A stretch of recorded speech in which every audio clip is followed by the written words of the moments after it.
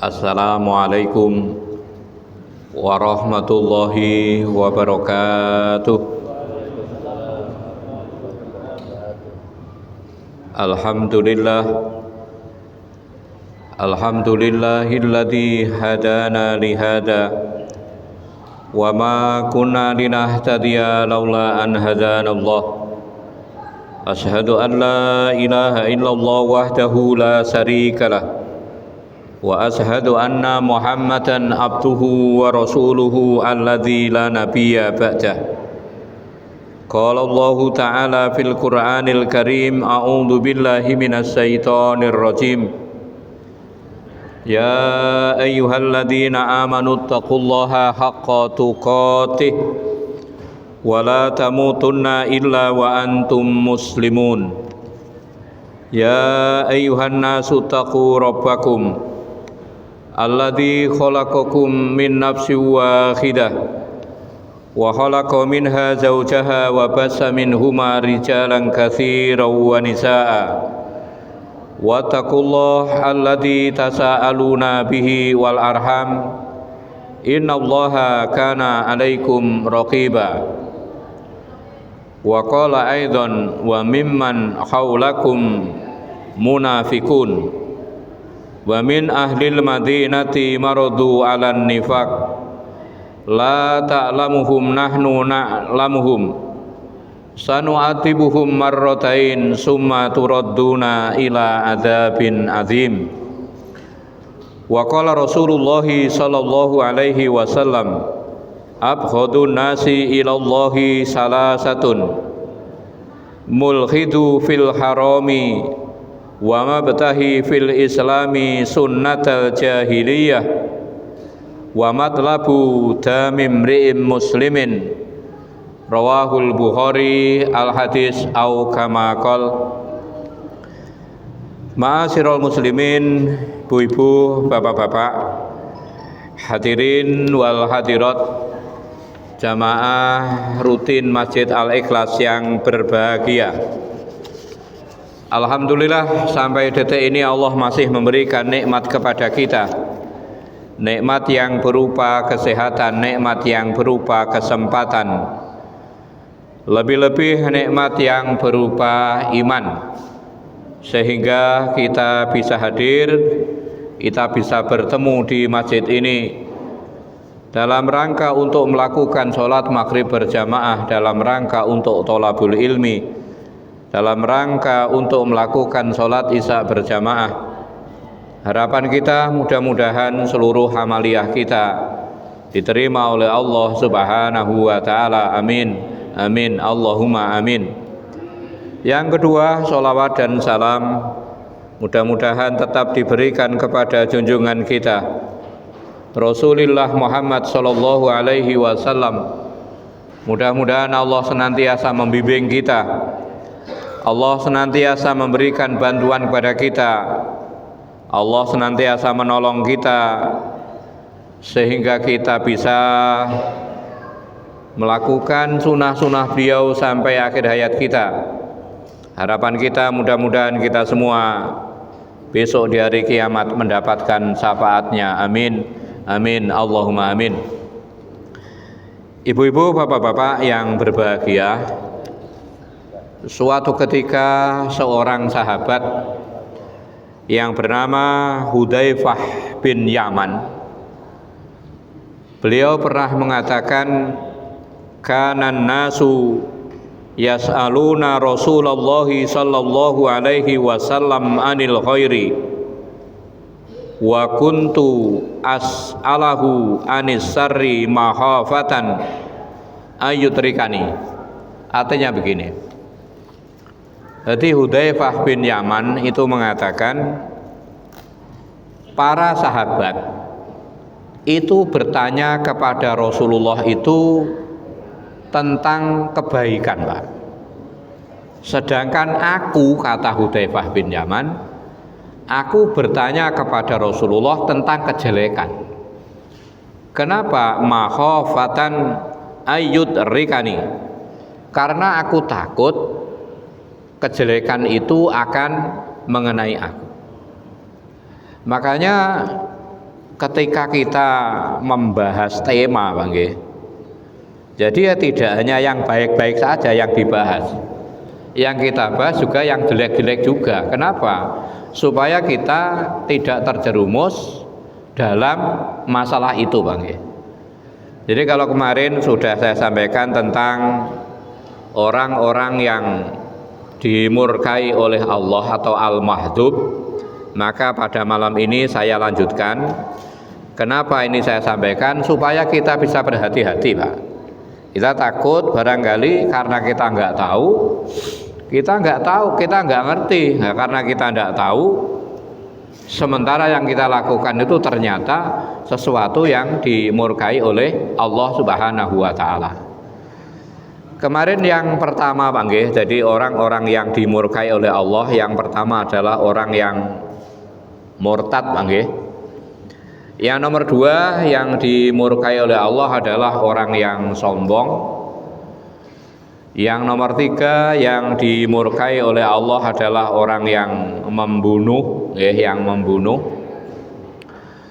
Kemudian yang sekarang, Pak nggih, yang dimurkai oleh Allah itu adalah orang-orang yang kufur nikmat, Pak. Orang yang mengkufuri terhadap nikmat-nikmatnya Allah. Di dalam Al-Qur'an surah Toha itu surat nomor 20, ayatnya ayat nomor 81, Allah dawuh, A'udzu billahi minasyaitonir rajim. Bismillahirrahmanirrahim. Kulu min thayyibati ma razaqnakum wa la tathaw fihi fayakhillu 'alaikum ghadabi wa man yahlil 'alaihi ghadabi faqad hawa.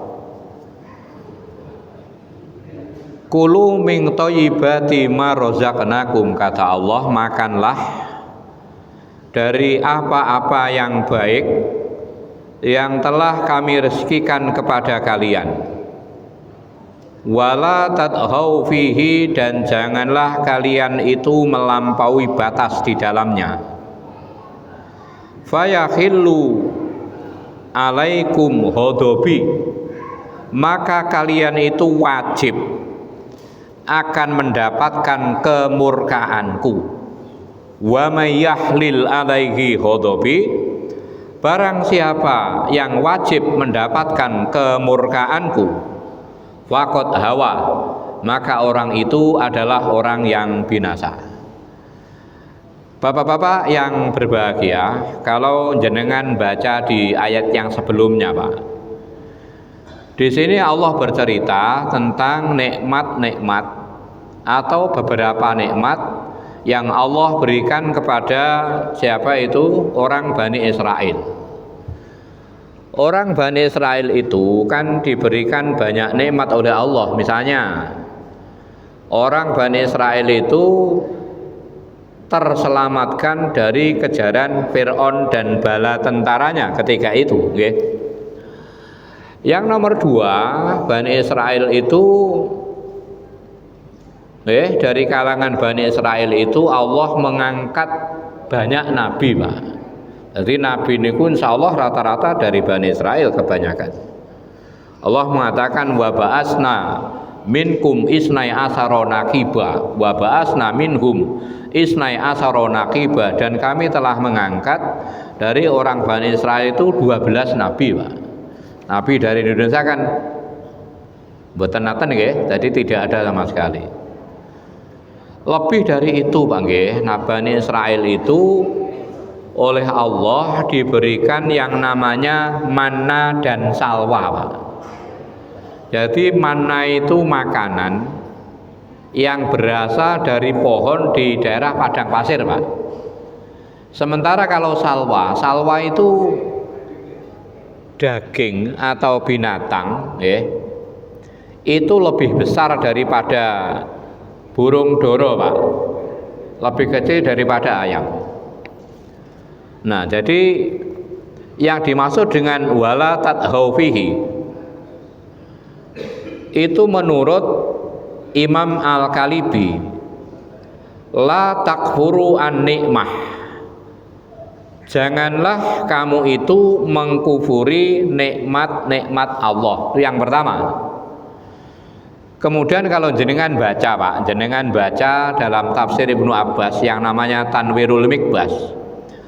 Jadi yang dimaksud dengan wala tadhau fihi itu artinya la tarfa'u lil hodi. Janganlah kamu itu mencari apa? Mencari yang namanya manna itu untuk hari esok Pak. Jadi mungkin mukjizatnya manna Pak. Jadi manna itu orang yang makan manna itu satu hari tidak lapar Pak. Tapi orang yang makan manna Pak, orang yang mengkonsumsi manna, yang mestinya itu untuk satu hari, dia mengkonsumsi untuk 2 hari, itu busuk Pak. Makanya Allah menerangkan dalam ayat itu wala tadhau fihi, artinya jadi ketika mencari manna itu hanya 1 hari saja, jangan sampai untuk 2 hari. Kemudian ada yang mengatakan yang dimaksud dengan wala tadhau fihi ai la tunfiku fi maksiati, janganlah engkau itu berinfak untuk sesuatu yang berbau maksiat Pak. Bapak-bapak yang berbahagia, ketika orang mencari buah manna lebih dari untuk 1 hari Pak, ketika orang mengkufuri nikmat Allah, ketika orang berinfak untuk kemaksiatan, Allah mengatakan fayakhillu alaikum ghadabi, maka kalian itu wajib mendapatkan murkaku, kalian wajib mendapatkan kemurkaanku atau kemarahanku. Barang siapa yang mendapatkan kemarahanku, maka orang itu akan binasa. Jadi di bahasan pada malam ini Pak, yang menyebabkan orang itu dimurkai oleh Allah adalah apabila orang itu mengkufuri terhadap nikmat-nikmatnya Allah. Itu yang dipakai simbol adalah orang-orang Bani Israel, orang-orang Yahudi ketika itu. Kemudian yang selanjutnya Pak, yang dimurkai oleh Allah adalah orang-orang munafik Pak. Jadi orang-orang munafik. Karena sangat bahayanya Pak. Jadi kalau jenengan baca di Quran surah Al-Baqarah tuh Pak, di awal-awal surah Al-Baqarah Pak, Al-Baqarah itu insya Allah 5 ayat pertama itu Allah bercerita tentang orang-orang kafir, orang-orang yang beriman. Jadi Al-Baqarah 5 ayat pertama itu Allah bercerita tentang orang-orang yang beriman. Kemudian 2 ayat berikutnya itu Allah bercerita tentang orang-orang kafir Pak. Kemudian di ayat 8 Pak, ayat 8 mundur 13 ayat berikutnya itu Allah bercerita tentang orang-orang munafik Pak. Orang beriman dijelaskan cuma dengan 5 ayat, orang kafir dijelaskan cuma dengan 2 ayat di surat Baqarah itu, tapi orang munafik itu dijelaskan sebanyak 15 ayat dalam surat itu. Itu menunjukkan apa nggih? Jadi menunjukkan begitu bahayanya orang munafik itu Pak nggih. Di dalam Al-Qur'an nggih surat 58, surah 58 itu namanya surat Al-Mujadilah. Ayatnya ayat nomor 14. Allah berfirman, A'udzu billahi minasyaitonir rajim. Bismillahirrahmanirrahim. Alam taro ilal ladzina tawallaw qauman ghadiballahu alaihim ma hum minkum wala minhum fayakhilluna 'ala Allah wa yahlifuna 'alallahil kadziba wa hum ya'lamun. Alam taro, apakah kamu tidak melihat Muhammad, ilal ladzina tawallau qauman, kepada orang-orang yang menjadikan wali suatu kaum yang Allah murka kepada mereka. Mahum minkum, tidaklah mereka itu, mahum minkum, kamu itu tidak termasuk mereka. Wala minhum, dan mereka pun itu juga tidak termasuk kamu. Kamu bukan mereka dan mereka pun juga bukan kamu. Kamu bukan mereka dan mereka pun juga bukan golonganmu. Wa yahlifuna 'alallahil kadziba, mereka berdusta atas nama Allah, wa hum ya'lamun, sementara mereka telah mengetahui. Jadi ayat ini Pak nggih, sebab-sebab turunnya nazalat hadhil ayah fi Abdullah bin Ubay wa Abdullah bin Nabtal al-munafiqaini. Surat ini diturunkan kepada dua orang munafik. Yang pertama namanya Abdullah bin Ubay, yang nomor dua namanya Abdullah bin Nabtal. Saya ulangi.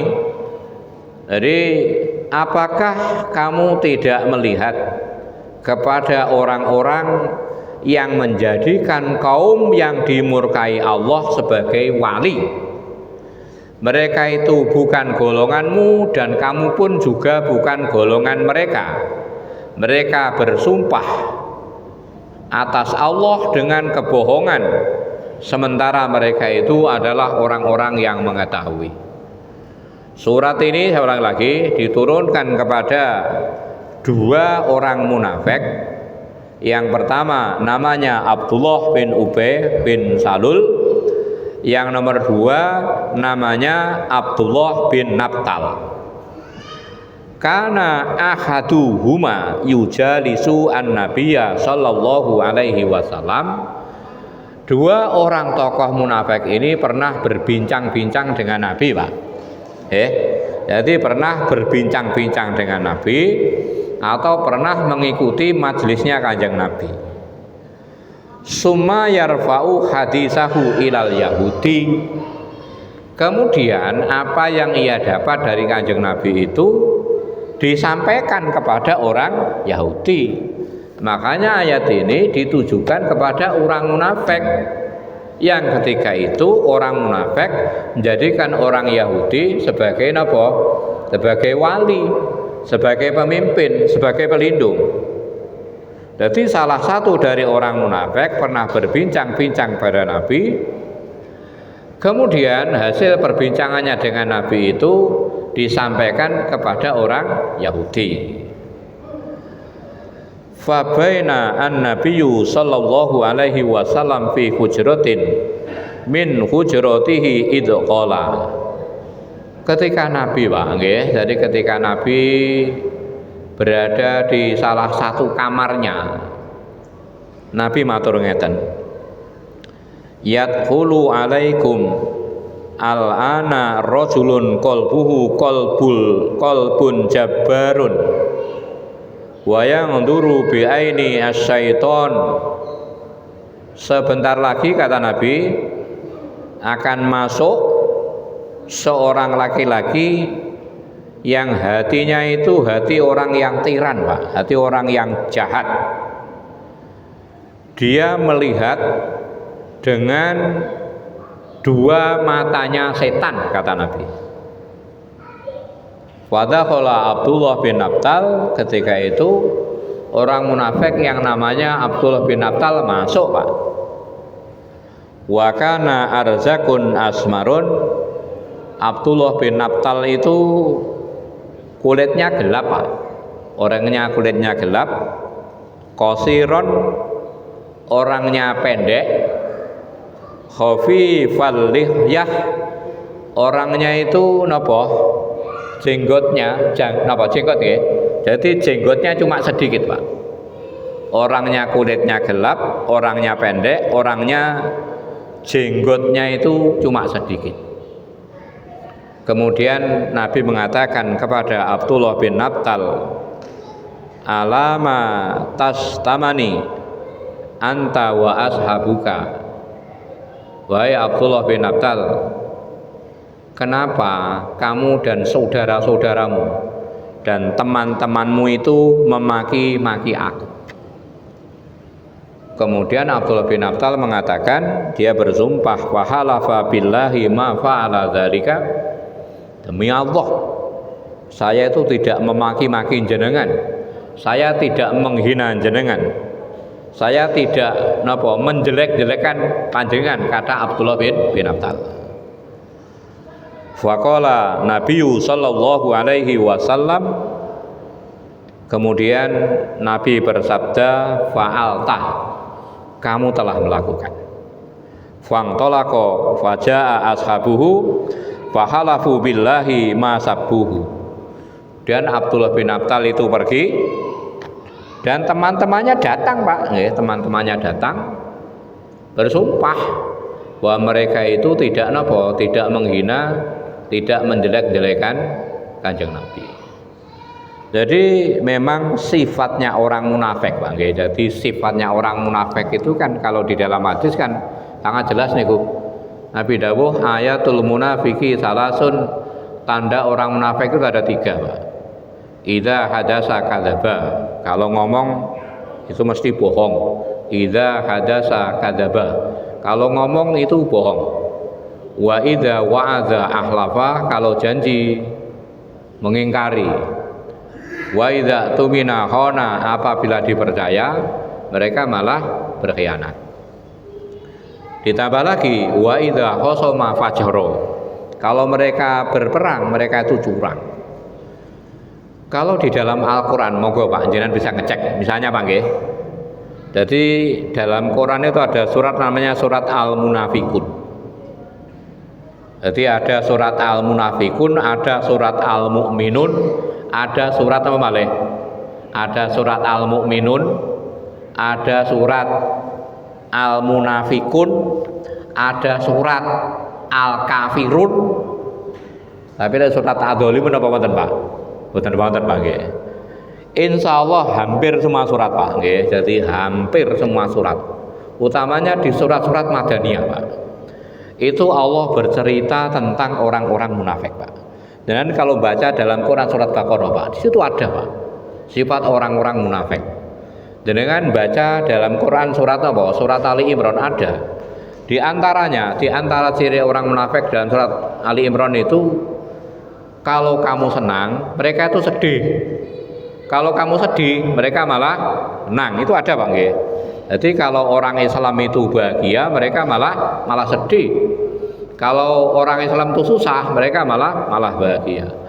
Dalam surah An-Nisa banyak, Pak. Misalnya Allah mengatakan, innal munafiqina yukhadi'una Allah wa huwa khadi'uhum wa idza qamu ila sholati qamu kusala yura'una an-nasa wa la yadhkuruna Allah illa qalila. Orang munafik itu ketika mereka mau sholat itu malas, Pak. Innal munafiqina idza qamu ila sholati qamu kusala. Ketika mereka berdiri untuk melakukan sholat malas, Pak. Yura'unan nasa, mereka sholat itu pamer. Mudzabdzabina baina dzalika la ilaha ula wa la ilaha ula. Jadi orang munafik itu ragu-ragu, tidak termasuk kafir, juga tidak termasuk beriman. Dalam surat Al-Munafikun, Pak, coba cek lagi. Itu Allah bercerita tentang sifat-sifat orang munafik, okay. Ya kita berlindung, mudah-mudahan kita tidak termasuk dalam kategori orang-orang munafik. Kenapa? Karena orang munafik itu termasuk kaum yang dimurkai oleh Allah Subhanahu wa Ta'ala. Surat Al-Munafikun itu surat nomor 63. Coba jangan buka Pak Eko. Ayatnya ayat yang nomor 4. Sebetulnya mulai ayat pertama itu Allah bercerita tentang ciri-ciri orang munafik. Tapi jangan baca di ayat yang nomor 4 mawon. Enggak Pak Eko. Wa idza ra'aitahum tu'jibuka ajsamuhum, kata Allah. Kalau kamu melihat fisik mereka, Pak, melihat postur tubuh mereka, kata Allah, ya. Tu'jibuka ajsamuhum, kamu heran, Pak. Jadi orang munafik itu orangnya yo gagah-gagah, Pak. Orangnya yo gagah, orangnya yo ganteng, kulitnya ya putih. Sehingga orang yang melihat apa? Postur tubuhnya orang munafik itu heran, Pak. Makanya ketika Nabi hijrah ke kota Madinah, ketika itu, Pak, jubah yang cukup dipakai Kanjeng Nabi itu cuma jubahnya Abdullah bin Ubay. Di orangnya itu apa nggih? Orangnya gagah, Pak. Orangnya gagah. Lebih dari itu, wa iyaqulu tasma' liqaulihim. Kalau mereka berkata, kamu tuh mendengarkan. Berarti apa niku? Orangnya ngomongnya enak, Pak. Jadi orangnya, tubuhnya itu menakjubkan. Kalau dia itu ngomong, itu orang rata-rata memperhatikan. Oke. Jadi itu diantara sifat-sifat tentang orang munafik yang diterangkan di dalam Al-Quran. Bapak-bapak yang berbahagia, nggih. Kemudian di ayat yang lain, Pak, nggih. Ayat ini sebetulnya itu juga bercerita tentang orang munafik, Pak. Dalam Quran surah Mumtahanah, surah Al-Mumtahanah itu surat nomor 60, ayatnya ayat nomor 13, Allah dawuh, A'udzu billahi minasyaitonir rajim, bismillahirrahmanirrahim. Ya ayyuhalladzina amanu la tatawallaw qauman ghadiballahu alaihim. Wahai orang-orang yang beriman, janganlah engkau menjadikan kaum yang Allah murka kepada mereka itu sebagai wali. Qad yaisu minal akhirah. Mereka itu telah berputus asa dalam masalah akhirat. Kama yaisal kufaru min ashabil kubur. Sebagaimana orang-orang kafir itu berputus asa ketika mereka di dalam kubur. Bapak-bapak yang berbahagia, nggih. Jadi surat ini, Pak, nggih, atau sebab-sebab turunnya ayat ini, kalau kita baca di tafsir Ibnu Abbas, ayat ini diturunkan kepada seseorang yang namanya Abdullah bin Ubay. Kenapa? Karena Abdullah bin Ubay itu jadi Abdullah bin Ubay itu menjadikan orang Yahudi sebagai wali, sebagai teman, sebagai pelindung. Kemudian kalau di dalam tafsir Bahawi, ini keterangan yang ngaten. Jadi yang dimaksud dengan kaum yang dimurkai oleh Allah dalam ayat ini, wahai orang-orang yang beriman, janganlah engkau menjadikan orang-orang yang dimurkai oleh Allah itu sebagai wali. Wahum al-yahudu, maksudnya adalah orang-orang Yahudi. Wadzalika anna unasan min fuqara'il muslimina kanu yukhbiruna al-yahuda akhbarul muslimina yatawassiluna ilaihim bidzalika fayusibuna min samarihim fanahahumullahu an dzalika. Maksudnya begini. Dahulu, Pak, orang-orang Islam yang miskin, orang-orang Islam yang miskin itu mengabarkan tentang berita orang Islam kepada orang Yahudi. Tujuannya apa? Supaya orang Islam itu mendapatkan sesuatu dari orang Yahudi. Jadi orang-orang Orang-orang Islam yang miskin untuk mendapatkan sesuatu dari orang Yahudi dengan cara menjual berita. Jadi berita tentang orang Islam itu oleh orang-orang Islam yang miskin itu disampaikan kepada napa niku orang-orang Yahudi. Maka Allah menurunkan ayat ini tujuannya apa? Melarang. Jadi rahasia sesama muslim itu jangan disebarkan kepada orang non muslim. Rahasianya orang Islam jangan disampaikan kepada orang-orang Yahudi. Kenapa tidak boleh? Karena orang Yahudi itu adalah orang yang berputus asa dalam masalah akhirat, sebagaimana putus asanya orang kafir di dalam kubur. Mas Pur ngeten nggih. Jadi orang-orang Yahudi itu dia punya keyakinan, Pak, bahwa dia itu tidak akan mendapatkan kebaikan. Saya ulangi. Jadi orang-orang Yahudi itu dia mempunyai keyakinan bahwa mereka tidak akan mendapatkan kebaikan dan mendapatkan pahala besok di hari kiamat, Pak. Sebagaimana putus asanya orang-orang kafir. Jadi orang-orang kafir itu ketika mereka mati, Pak, ya. Jadi ketika mereka mati, mereka berada di dalam kubur, mereka melihat keberadaannya, Pak. Mereka putus asa. Ya.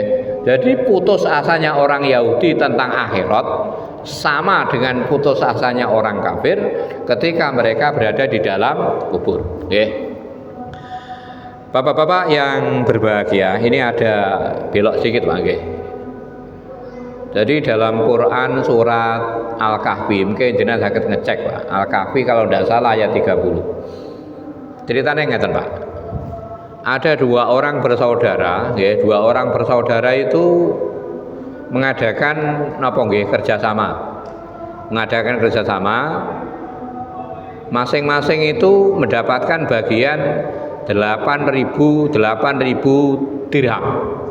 Saya ulangi. Dua orang laki-laki yang bersaudara, Pak, tapi yang satu muslim, yang satu kafir, mengadakan kerjasama. Setelah bagi hasil, masing-masing itu mendapatkan 8.000 dirham. Yang kafir, Pak, yang kafir dengan 1 dirham yang pertama dia membeli tanah.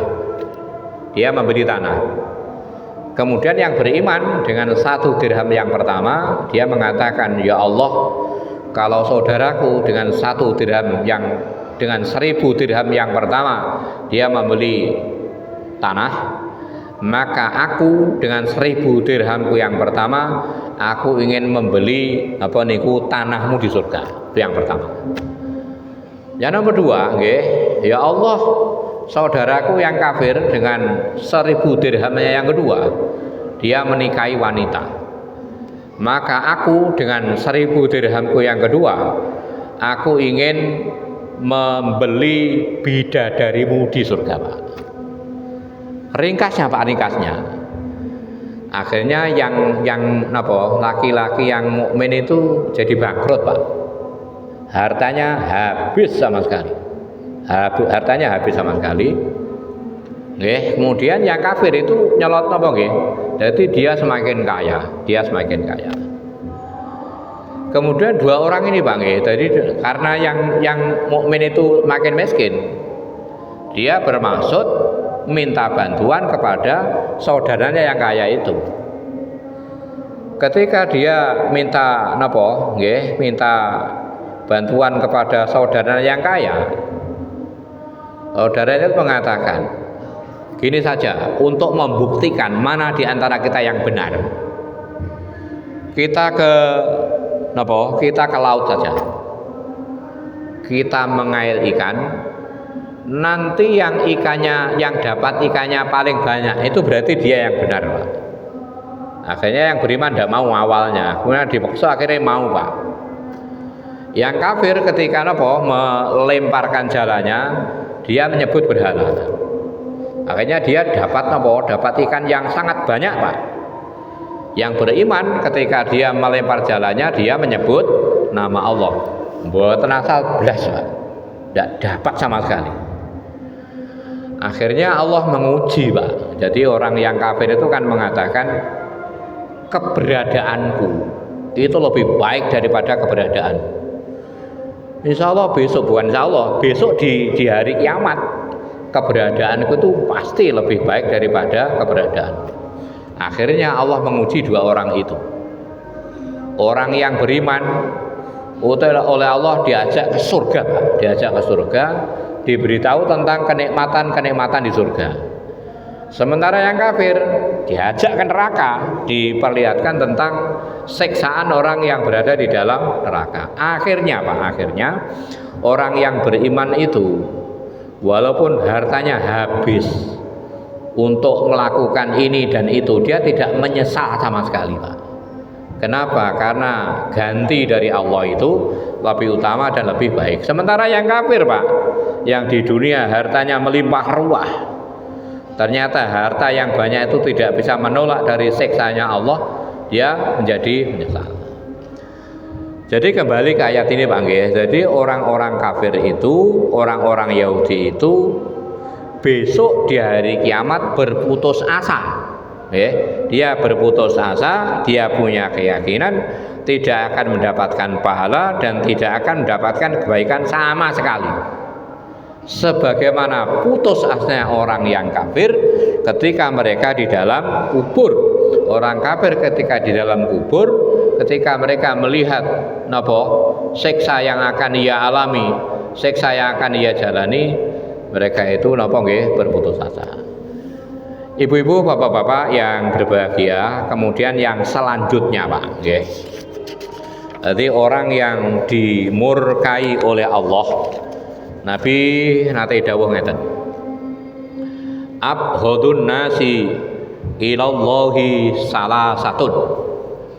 Manusia yang paling dimurkai oleh Allah itu ada 3. Abghadun nasi ilallahi salasatun.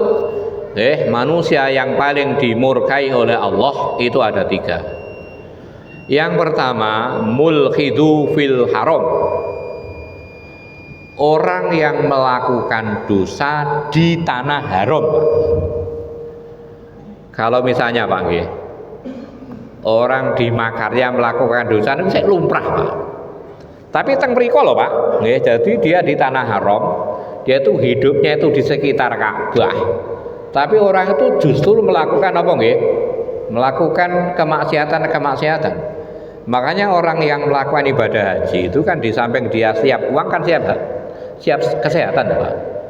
Kenapa? Karena orang yang haji itu ketika di sana mek turu kan rugi tuh, Pak. Waduh kok ini kok kono. Bayarnya mah di sana cuma ngalih turu. Makanya orang yang haji itu kan dimaksimalkan betul, nggih. Jadi mulai mungkin berdoanya, mulai mungkin sholatnya dan lain sebagainya. Jadi orang yang paling dimurkai oleh Allah itu kata Nabi, yang pertama adalah orang yang melakukan dosa di tanah yang haram. Mungkin di Mekah, mungkin di Madinah. Coba nyancek Pak Eko, nggih. Dalam Al-Qur'an surat At-Taubah, Pak. At-Taubah itu surat nomor 9, ayatnya ayat nomor 110. Monggo, nanti kali nggih. Wa mimman haulakum minal a'rabi munafikun wa min ahlil madinati maradu 'alan nifaq la ta'lamuhum nahnu na'lamuhum sanu'adzibuhum marratain summa turadduna ila adzabin azim. Monggo nggih 101, Pak. 101. Dan di antara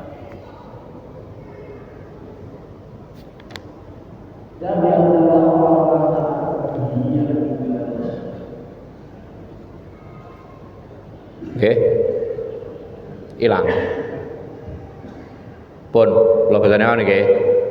Wa mimman haulakum minal a'rabi munafikun, kata Nabi.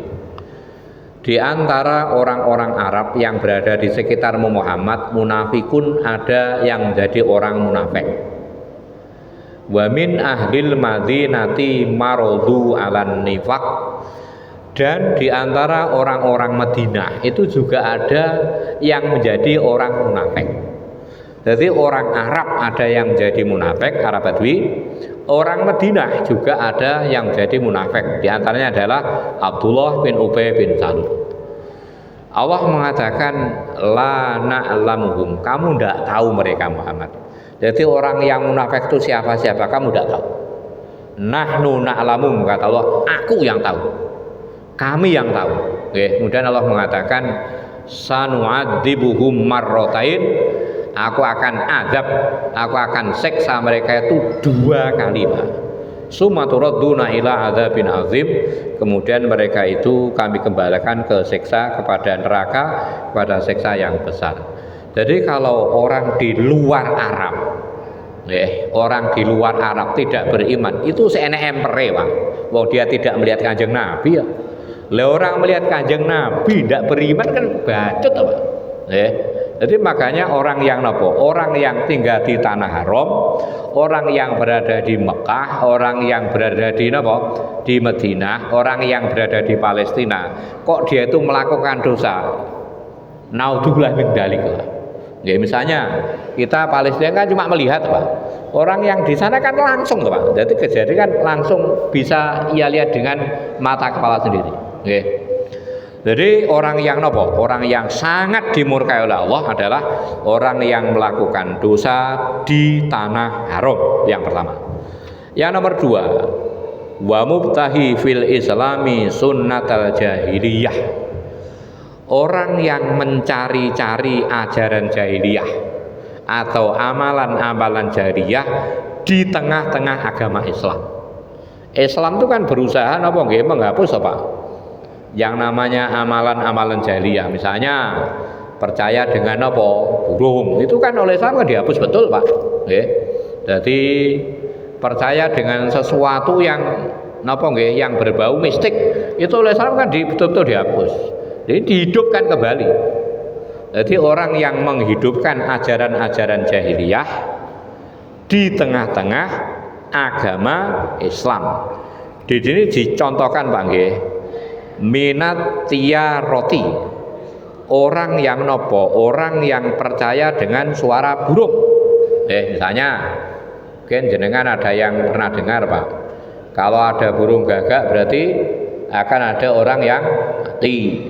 Itu kita nggak boleh percaya, Pak. Itu dihapus betul dalam Islam, dijauhi betul, Nah, kita malah menghidupkan. Ada orang yang dicokot ulo, katanya mau dapat jodoh. Orang yang nabrak kucing, katanya sengsara. Itu oleh Islam dihapus, Pak. Kita bangkitkan. Itu yang menyebabkan murkanya Allah Subhanahu wa taala. Makanya diantara penyebab orang masuk surga tanpa hisab, Pak, kata Nabi, yang pertama orang itu tidak pernah menyihir. Satu, orang itu tidak pernah menyihir dan tidak pernah minta disihirkan. Kita mungkin nyihir tidak bisa, minta tolong dukun sami mawon itu. Jadi orang yang masuk surga tanpa hisab, saya ingat saya ada 3. Satu, orang itu tidak pernah menyihir, atau orang itu tidak pernah minta disihirkan. Satu. Nomor 2, orang itu tidak percaya dengan suara burung. Nomor 2 itu. Yang nomor 3, orang itu tidak berubah dengan kai, Pak. Berubah dengan api itu loh, Pak. Jadi berubah dengan cara dinyos, Pak. Itu asalnya boleh, akhirnya tidak boleh. Jadi 3 ini. Kemudian yang nomor 3, kata Nabi, orang yang dimurkai oleh Allah adalah wa matlabu damimri'im muslimin bidzulmin, orang yang membunuh orang Islam secara zalim. Kemarin sudah saya sampaikan, membunuh yang boleh itu salah hanya 3. 1, karena orangnya membunuh. Nomor 2, karena orangnya melakukan zina muhson. Yang nomor 3, karena orangnya itu murtad. Yang terakhir, karena orang itu lari dari medan pertempuran. Insyaallah mengatakan, Pak nggih, yang bisa saya sampaikan. Jadi orang-orang yang dimurkai oleh Allah, dari yang pertama, Pak nggih, yang pertama adalah orang yang murtad, Yang nomor 2 orang yang sombong. Nomor 3 orang yang membunuh. Nomor 4 orang yang kufur nikmat. Nomor 5 orang yang munafik. Nomor 6 orang yang melakukan dosa di tanah yang haram. Nomor 7 orang yang menghidup-hidupkan seremonia jahiliyah atau ajaran-ajaran jahiliyah di tengah-tengah agama Islam. Yang nomor selanjutnya orang yang membunuh orang Islam dengan cara yang tidak benar. Yang terakhir Pak, yang terakhir nggih menika orang yang bersumpah yang kelima. Maksudnya ngeten. Seorang perempuan yang dituduh oleh suaminya melakukan perzinahan sebanyak 4 kali. Suaminya itu bersumpah 4 kali. Kemudian suaminya itu bisa membuktikan kalau istrinya itu betul-betul melakukan kesalahan, maka perempuan itu berhak atau wajib mendapatkan murkanya Allah Subhanahu wa taala. Kalau kita berkaitan yang bisa saya sampaikan pada malam ini, mudah-mudahan yang saya sampaikan ini ada guna dan faedahnya. Mudah-mudahan panjenengan semuanya bisa memahami dan kita bisa terhindar dari perbuatan-perbuatan yang menyebabkan datangnya murkanya Allah Subhanahu wa taala. Apabila ada benarnya datangnya dari Allah, apabila ada salahnya datangnya dari saya sendiri. Monggo kita tutup dengan doa kafaratul majlis. Subhanakallahumma wa bihamdika asyhadu an la ilaha illa anta astaghfiruka wa atubu ilaik wal afu minkum wa akhiran. Assalamualaikum warahmatullahi wabarakatuh.